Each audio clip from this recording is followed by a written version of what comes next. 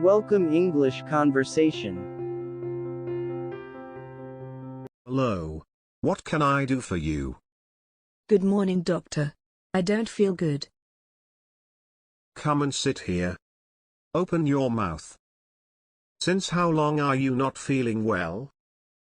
Since yesterday. No problem. Did you have motions yesterday?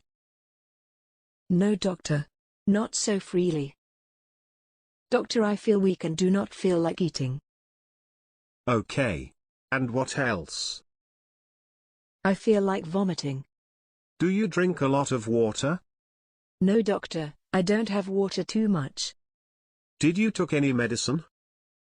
Yes, doctor, I took a crossin. Who asked you to take it? No one, doctor.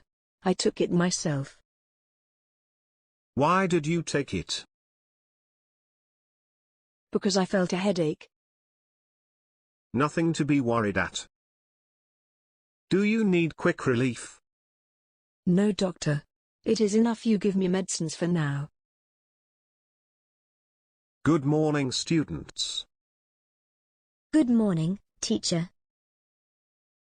How were the holidays? Did you have a nice time?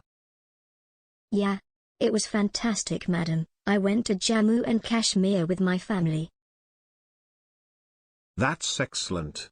So you have to write about your vacation to Jammu and Kashmir. Sure, madam.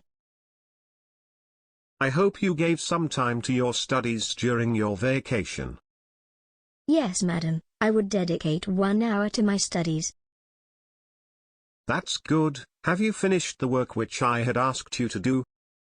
I nearly finished it, however, I am facing a problem in understanding a few concepts. Let me know which area needs more explanation. In the last session, you taught me adjectives. I have found that few adjectives are ending with ed and few of them finishing with ing, but I am incapable know which adjective is used at what place.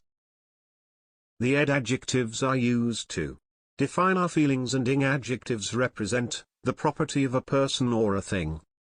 So, when I say, I am confused, is it correct?